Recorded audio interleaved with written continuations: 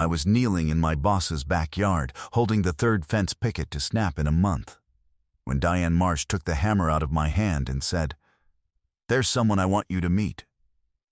Behind her, in the kitchen window, a curtain shifted. I'd worked the floor of Marsh Hardware for 6 years. I knew Diane's coffee order, her poker face, and her exact opinion of every contractor in Alder Creek. What I did not know was why a cedar fence her late husband built to outlive us all kept breaking in the same 8-foot stretch, always on the alley side, always at night. And I did not know who was standing behind that curtain at 4 o'clock on a Saturday afternoon in a house where Diane Marsh had lived alone for 9 years. "Wash your hands first," Diane said. She hates sawdust in the pie. The kitchen smelled like cinnamon and butter and something underneath that I couldn't name yet, which turned out to be fear. There was a woman at the counter with flour to her elbows and a rolling pin in her grip like it had a second job. Every blind on the ground floor was down. It was the brightest day of October, and that kitchen was lit like a bunker. "Nate," Diane said. "My daughter, Quinn. Quinn, this is the one I told you about." Quinn Marsh looked at me the way you look at a dog you've been assured doesn't bite. She was 30 or so, sharp-eyed, hair tied back with what I'm fairly sure was kitchen twine, and she had positioned herself, I noticed it before I understood it, where she could see both doors and neither window. "Are you the fence guy," she said, "or the exit strategy?" "He's both," Diane said. "Sit down, Nate. Have pie." I sat down. I had pie. And somewhere between the first bite and the second, a car slowed on the street outside. Just a car, just slowing. And Quinn Marsh went so still that the room went still around her, the way a field goes quiet when a hawk crosses it. Diane walked to the front door without hurrying and turned the deadbolt like it was part of setting the table. The car moved on. Quinn breathed, and I sat there with my fork in the best peach pie of my life, understanding exactly 2 things. My boss had not brought me here to fix a fence, and whoever that woman was hiding from had been the one breaking it. She told me over the second slice, because Diane made her, in the tone mothers use that sounds like a suggestion and holds like rebar. "He'll find out eventually, baby. Better he hears it sitting down, from you, than standing in my yard at midnight from whoever keeps testing my fence." So Quinn told it, flat and fast, the way you rip tape. 11 days ago, she had been Quinn Marsh of Flour and Salt, a bakery 2 towns over in Halesburg that she had built from a rented mixer and a folding table into a line out the door every Saturday. Built it with her fiancé. Built it with her business partner. Same man. Aaron Voss, and even the way she said the name had a flinch folded into it.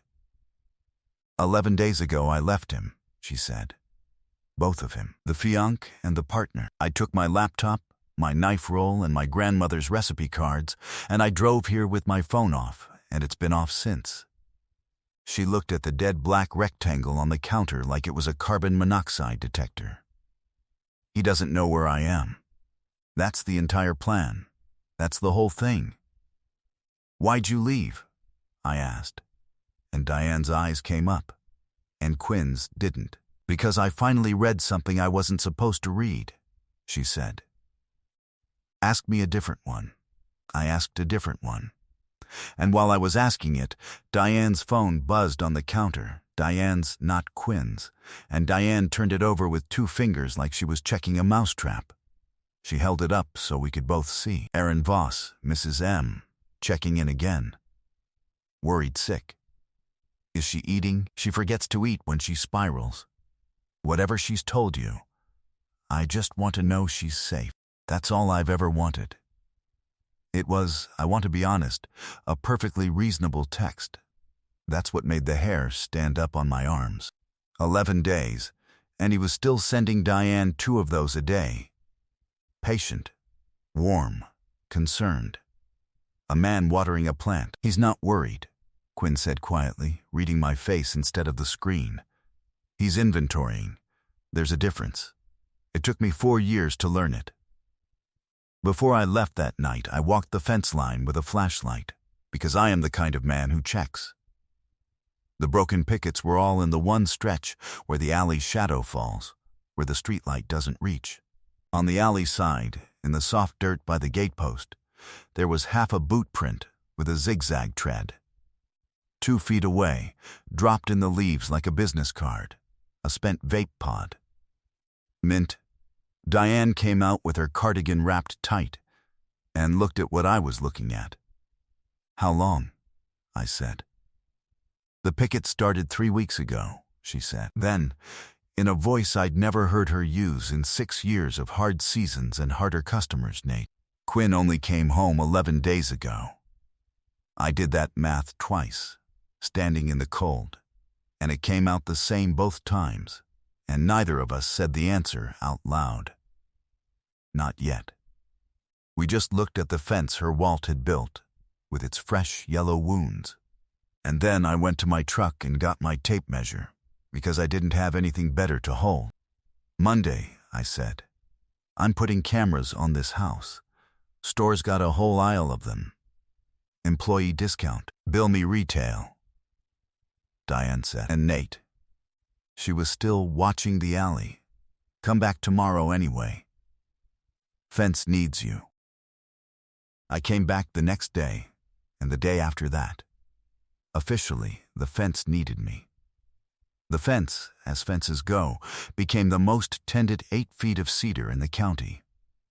I mounted 4 cameras Monday, 2 on the house, 1 over the garage, 1 tucked in the maple with a view of the alley gate, all of it wired to an app on my phone and Diane's, motion alerts, infrared, the good stuff we keep locked behind the counter. Quinn came out while I was up the ladder and handed tools before I asked for them, which is the fastest way to my respect, and possibly other places. She talked more in daylight. She was funny in the specific way of people who had to be funny in rooms where the temperature could change. Quick. A little sideways. Always watching the joke land before letting the next one out. "You do this for all your boss's daughters?" she said. "You're the first boss's daughter I've met. The bar you're setting is unfair to future applicants."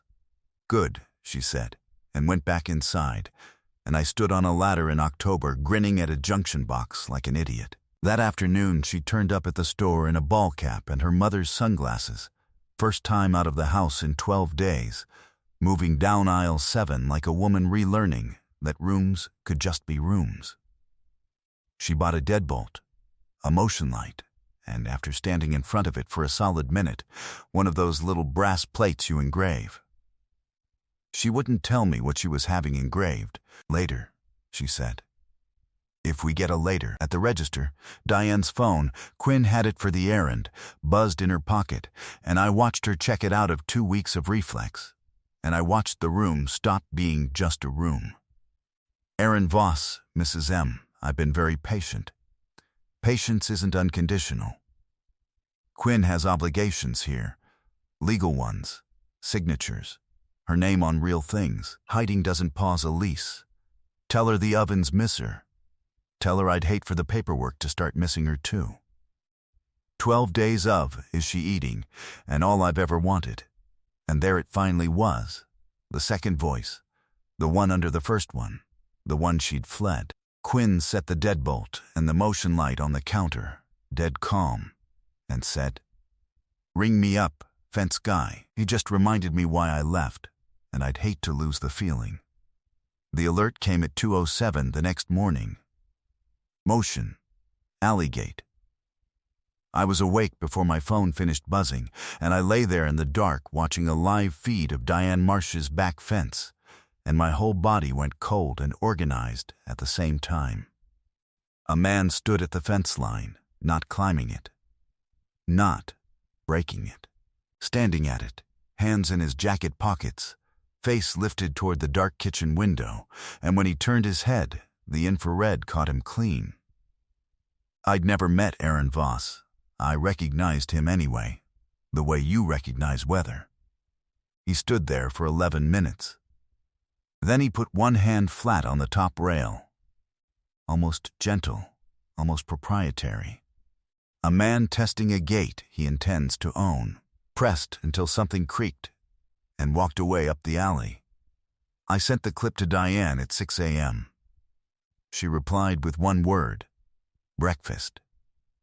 At that breakfast, Quinn watched the clip 4 times with her arms folded and her jaw set, and it was her, not me, who caught the second thing. She stopped the video on the frame where he first walked into view and pointed at the corner of the screen, at the garage, at the neat stack by the garage door. "Those are my books," she said. "What?" "That box. By the garage. Those are my cookbooks. He dropped them at the hardware store Thursday. Told your cashier he was returning her things. No hard feelings. Mom brought them home." She was already up, already moving, and Diane and I followed her out into the cold. And Quinn crouched over that cardboard box like it was ticking. And in a way it was. My phone found it before our eyes did. A notification I'd never gotten in my life lit the screen. "Unknown tracking device detected traveling with you." Taped inside the bottom flap, under a folded grocery bag, small and white and patient as a tick, an AirTag. Nobody said anything for a second. The morning was very bright and very quiet. "He didn't return your books," I said. "He tagged them."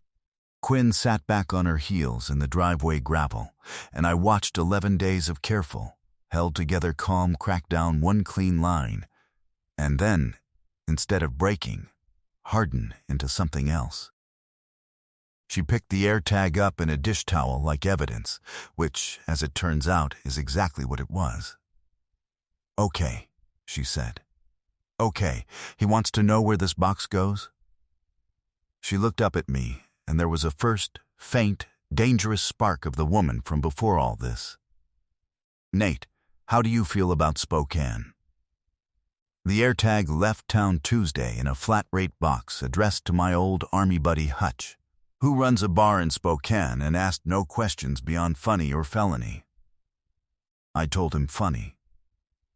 For the next week, somewhere in Washington state, Aaron Voss's phone showed him faithfully tracking a cardboard box on its journey through 3 postal facilities, and eventually, a shelf behind Hutch's bar between the darts trophies.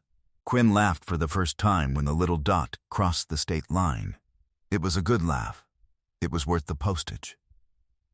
Aaron's answer arrived Thursday, and it arrived wearing a uniform.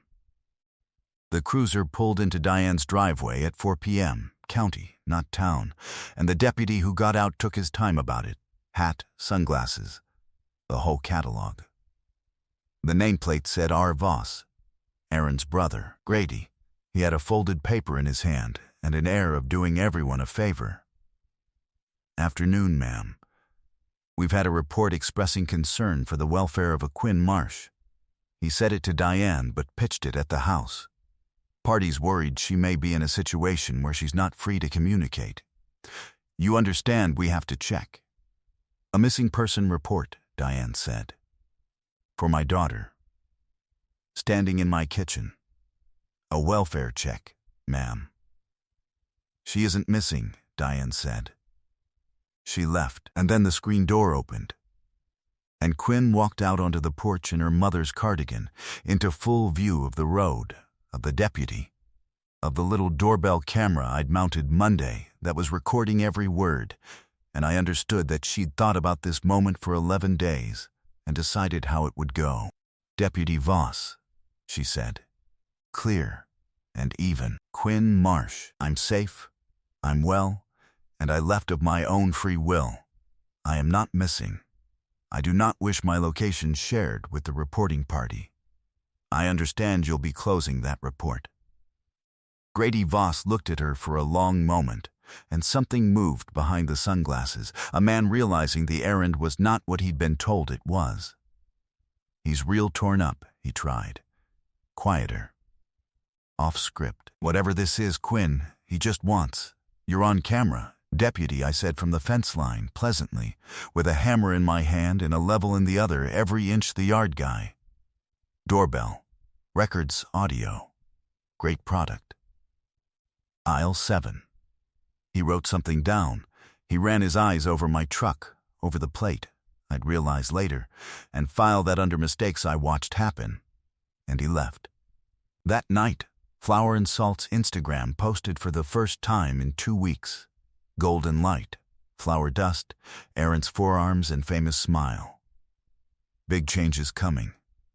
Some chapters end so better ones can begin. Grand reopening Saturday. Welcome to Voss Provisions. 6 days out. 1,400 likes by midnight. Quinn read it standing at the kitchen counter, and I watched her face do something complicated. Because the photo was of her ovens, her chalk wall, her Saturday light with her scrubbed out of it like a stain. He's rebranding the bakery, she said. My bakery. In 6 days. Then, softer, almost to herself, the first crack showing. He can't. Can he? What am I saying? Of course he can. He can do anything. His name's on everything. Is it? Diane said, in the rebar voice. Sit down, baby. It's time Nate saw the laptop. What Quinn opened on the kitchen table that night was the thing she'd read that she wasn't supposed to read, and she narrated it like a tour guide through a burning building, steady voice, shaking hand. Screen 1, the bakery's point-of-sale dashboard, the one she used every day. Screen 2, a second dashboard she'd found 11 days ago. Same company, different login. Saved in the browser of the office laptop Aaron thought was locked. A second merchant account. For 4 years, roughly 1 card swipe in 5 at Flour and Salt had been quietly routed to an account only Aaron controlled. She'd totaled it the night she left, 3 times. Hoping to be wrong 3 times. $63,000, which happened, not by coincidence, to be almost exactly the size of the inheritance from her grandmother that she'd invested in the business their 2nd year. Money she now understood had gone into the business the way water goes into a colander. Here's the part that's my fault, she said, and pulled up the documents folder. And Diane made a low sound like a kettle deciding. It is not your. Mom, let me say the numbers. She turned the screen to me. The LC, the thing that owns the mixers, the ovens, the brand, the recipes, according to him, is 60-40, him 60. So he controls everything. But the lease on the building, my name. Just mine. His credit was still recovering. So I signed. And the equipment loan, the big one, $90,000 for the deck ovens and the walk-in. She tapped the screen twice, softly on the words personal guarantee, on her own signature under them. Me, I'm the guarantor. If the business defaults, the bank doesn't chase the LLC. The LLC has nothing in it he can't move. The bank chases me. My savings, my name, for the next 10 years. She sat back. The kitchen was very quiet. He owns everything worth owning, she said. And I owe everything worth owing. It took him 4 years to build that shape around me, one reasonable signature at a time. And I stood in the flour and let him, because he explained each one so well. You didn't fail, I said. You were farmed. Her eyes came up to mine and stayed there a second too long for the kitchen we were in. And Diane, who misses nothing, developed a sudden interest in the coffee maker. And as if the man could feel his ledgers being read from 2 towns away, Diane's phone buzzed one more time on the counter. And this one Quinn read out loud, flat, like a weather report from somewhere terrible. Aaron Voss. Also, a housekeeping note, since she's gone quiet. The recipes are company IP, developed on company time, sold under the company mark. That includes the family ones. She takes them anywhere, that's conversion of LLC assets, and I genuinely hate litigating a dead woman's handwriting. Don't make me. Quinn put the phone down with 2 fingers and looked across the kitchen at the shelf by the window, at the little tin of index cards in her grandmother's slanted fountain pen, cards with Sunday dates on them going back to 1968. Cards she had carried out of Halsburg, wrapped in a dish towel like a relic. and something in her face went past fear, clean through anger, and out the other side into a kind of Arctic calm I would learn to get out of the way of. He just threatened Nana Ruth, she said, to no one, to the kitchen, to the tin. Okay, now it's personal, and it's math. There's a clock on it too, Quinn said finally. The equipment loan has a balloon payment. Big one. Due Friday, and a man doesn't announce a rebrand under a new name 6 days before a balloon payment because he's planning to make it. He's going to move the assets under Voss provisions, let Flour and Salt default, and hand the bank my guarantee like a coat check. Friday, Nate, this Friday. Diane set down 3 mugs, sat, and folded her hands like a woman opening a meeting. Then we've got till Friday. First call in the morning is Marisol. Who's Marisol? I said. Marisol Vega, Diane said. Played poker with me for 22 years and practiced law for 30. Retired, bored, mean in the specific way we currently require. She pushed a mug at each of us. Drink up. Nobody sleeps in shifts yet, but nobody's far from it either.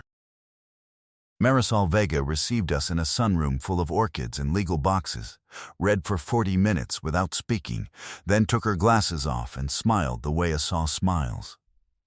Well, she said. The good news is he's greedy and lazy, which is the survivable kind. Quinn, you're a 40% member of that LLC and the named tenant on that lease. You have an absolute statutory right to inspect the company's books and records. Not to ask for them, to inspect them. She let that sit. You have a key? To my own bakery? Yes, your name is on the door of that building in the way that matters, on the lease. Then here is my legal advice, which I will deny giving in these words. Go tonight.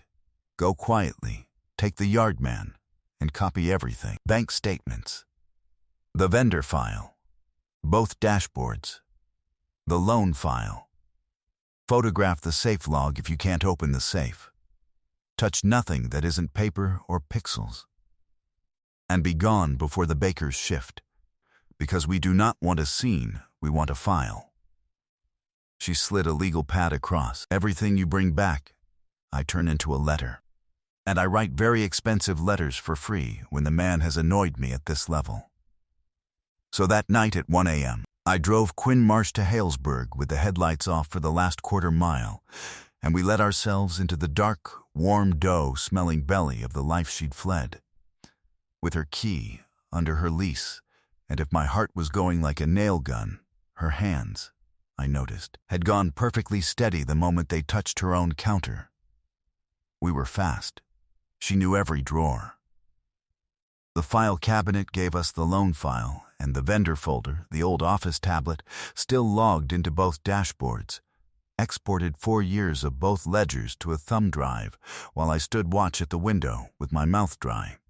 The safe code, her birthday, had been changed, which told its own small, ugly story, so she photographed the safe log taped beside it instead, every entry in his handwriting. And then headlights swung across the front glass. We went down behind the counter as an engine idled into the lot.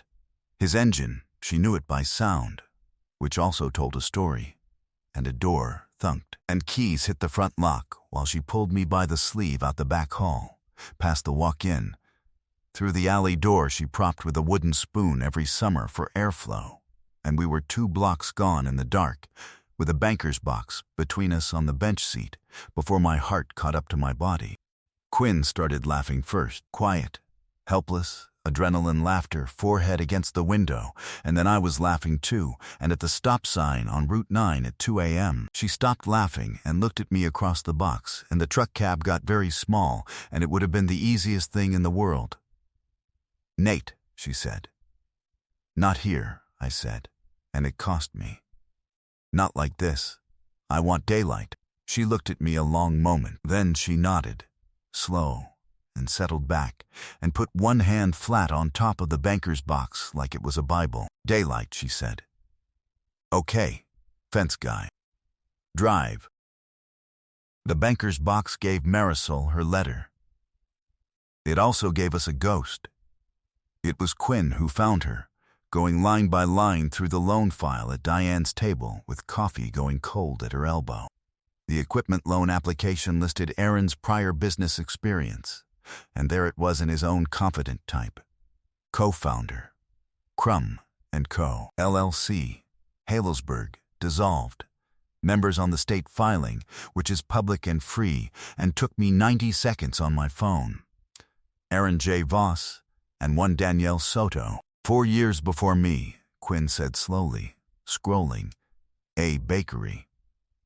4 years before me, he had another bakery. He told me he'd managed restaurants. He never once. She stopped. She looked up at me, and neither of us said the thing. Because the thing was obvious. Nobody dissolves a bakery quietly, for no reason. Danielle Soto ran a flower shop now, one town further out, all the way in Brewer's Gap. And when Quinn stood in her doorway on Wednesday afternoon and said I was engaged to Aaron Voss, Danielle looked at her for about 4 seconds, turned the deadbolt behind us, flipped the sign to closed at 2 in the afternoon and said, "Sit down, sweetheart. You want the short version or the version with exhibits?" We wanted the exhibits. "I'm the prequel," Danielle said, hauling a fireproof lockbox out from under the register like she'd been rehearsing the motion for 4 years. I kept receipts. Inside, her own civil complaint, filed and public. Soto v. Voss, settled, quietly. But the filing itself sat right there in the county record for anyone who ever thought to look. Same shape. Her lease, his LLC, her guarantee. A second merchant account, and a vendor folder that made me sit forward. Invoices from Sunrise Restaurant Supply. The same Sunrise Restaurant Supply that filled a folder in Quinn's banker's box, billing Crum & Co. twice for the same deliveries, years apart. Same trick, same vendor, whose owner, Danielle mentioned, went to college with Aaron and still fished with him every June. He does it in seasons, Danielle said. 4, 5 years. He finds a woman with real hands and a real gift, builds the business on her, structures the paper on himself, drains the difference through Sunrise and the second account. And when the balloon comes due, he sheds the company like a coat and lets her name catch the weather. She slid the whole lockbox across the counter. Copies. I made them the year I stopped being ashamed. I always figured someday there'd be a you. She looked at Quinn, and her voice went gentle for the first time. For what it's worth, it took me 2 years to leave, and you did it in one night. You're already ahead of me. Quinn didn't cry until the car. Then she cried for exactly 1 mile, wiped her face with the heel of her hand, and said, "Okay, pattern. Documented. 2 businesses. Same vendor. Public filing. What else does Marisol need?" What Marisol got that evening, along with the lockbox, was one more exhibit none of us wanted. My phone lit up at the kitchen table with a number I didn't know, and a message that told me exactly what Deputy Grady Voss had done with my license plate. Unknown, Nate Calder. Stockroom at Marsh Hardware. That's a long way to fall for the boss's daughter. Does Diane know about Marysville, 2019, the arrest? Bet the county would love an update on who's keeping Quinn safe out there. Walk away, stock boy. Last friendly one. Quinn read it over my shoulder and went white, then red. Nate, what is bar in Marysville? I said. A guy had a waitress by the wrist and wouldn't be talked out of it. I removed the wrist from the equation. Charge got dismissed in a week. I turned the phone face down. Diane's known since my first interview. It's why she hired me. Her words. Screenshot it, said Diane, who had not looked up from her crossword. Timestamp it.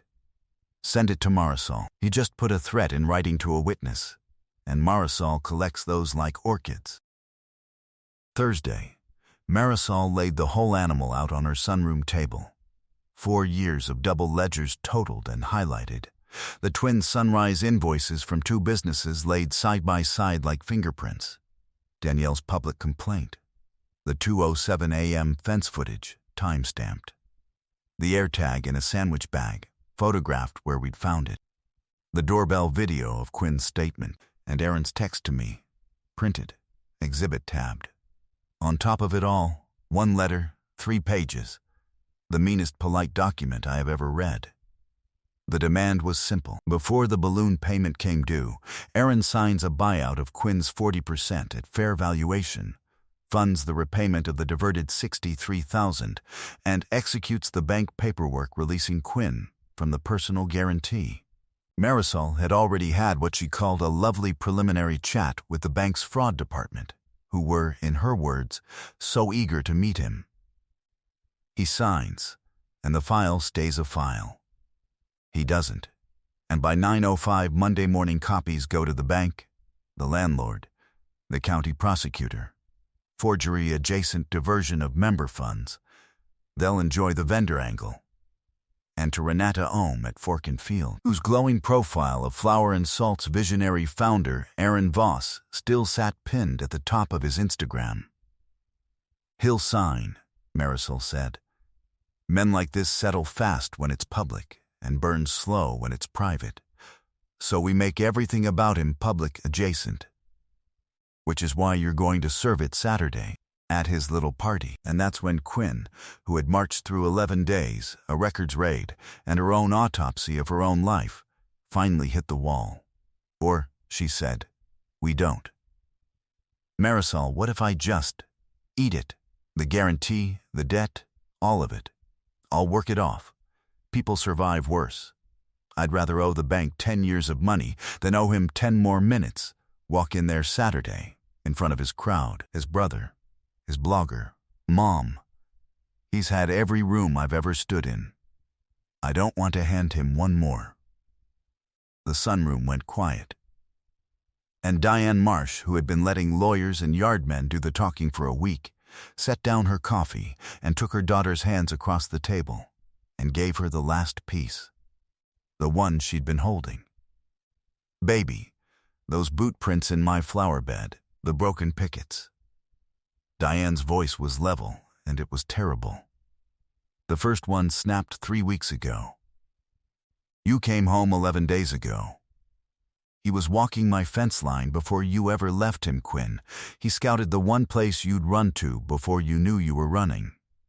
He knew where you'd run before you did. She let that land all the way. So no, you don't get to quietly eat this and call it peace, because he doesn't do peace. He does seasons. Danielle taught us that. And one more thing, since we're being honest at this table." Her eyes flicked to me, and God help me, she almost smiled. "That fence has needed a good man in the yard for a month, and I own a hardware store, Nate. You think I can't fix a picket?" I stared at her. Quinn stared at her.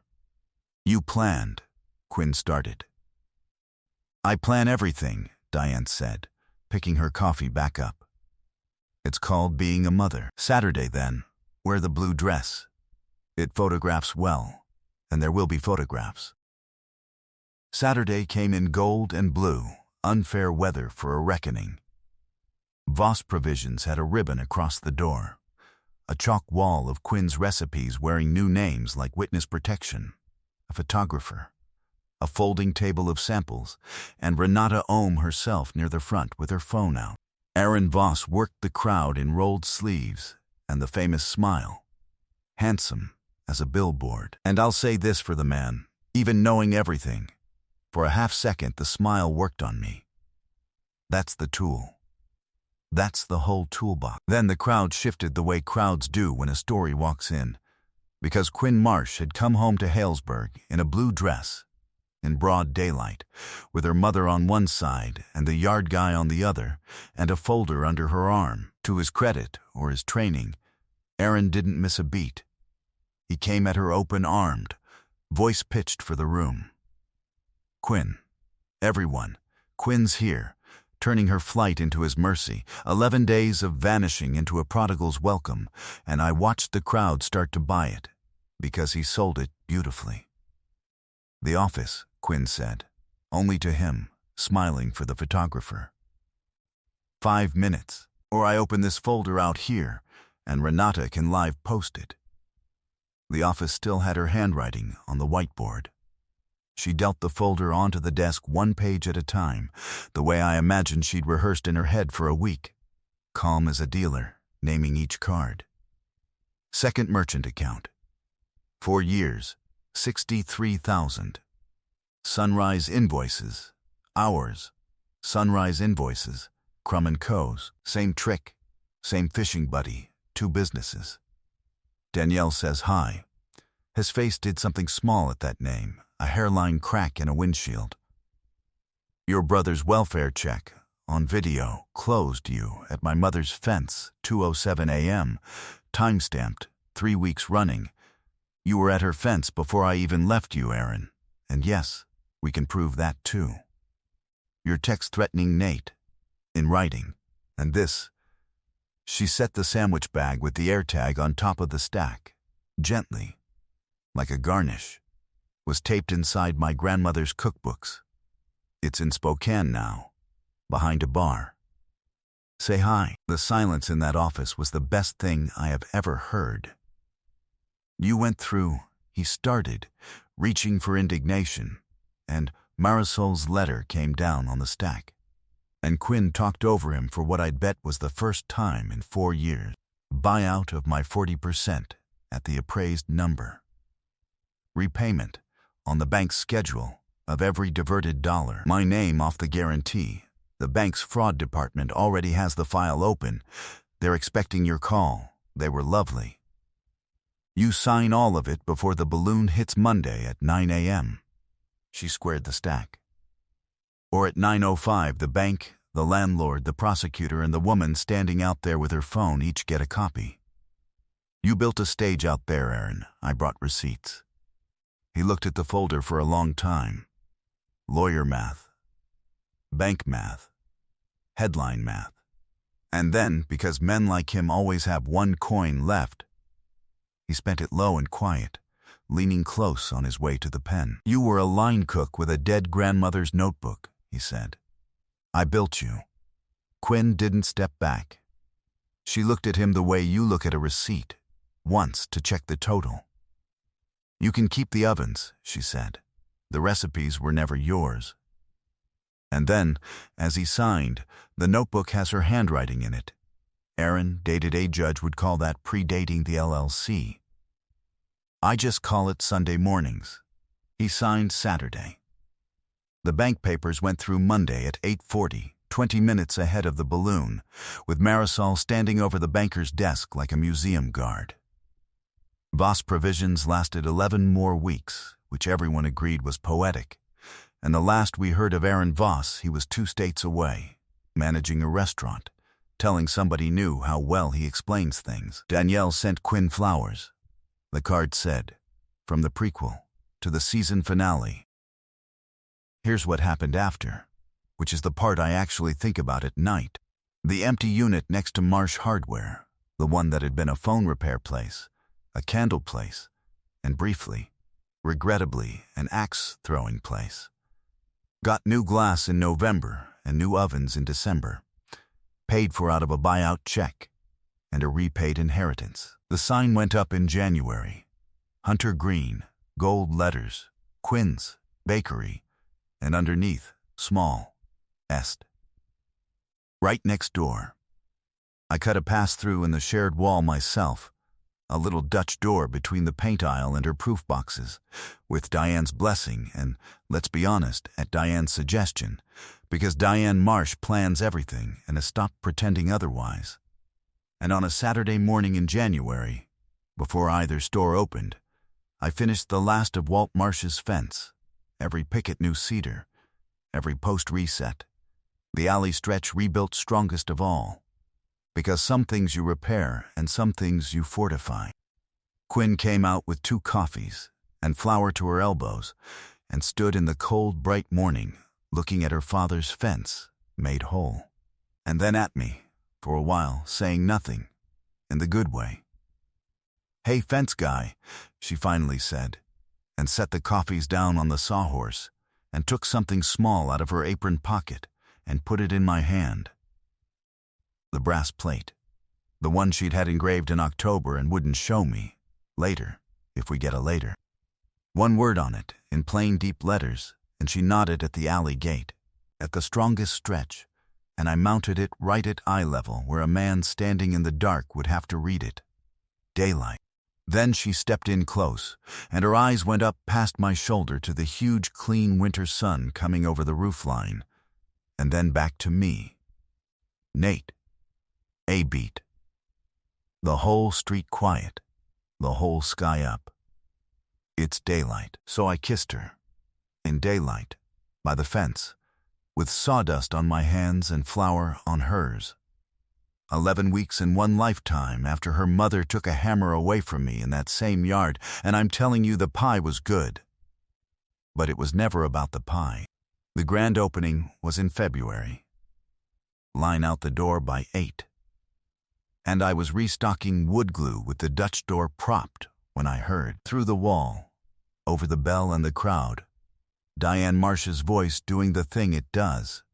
Warm, certain, planning everything, as she steered some poor, unsuspecting customer by the elbow toward the counter, toward the woman with the twine in her hair.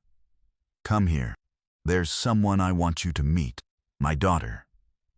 She owns the place, so now it's your turn. And I want the real answer, not the polite one. If your boss took the tools out of your hands tomorrow and said there's someone I want you to meet, would you walk into that kitchen? Or would you find one more reason to stay safe out in the yard with the fence? And here's the one I actually want in the comments. Who was your Diane? The person who saw exactly what you needed before you could say it out loud, and quietly went about arranging for it to find you? Tell me what they did. I read every single comment, and somebody's Diane deserves to be famous today.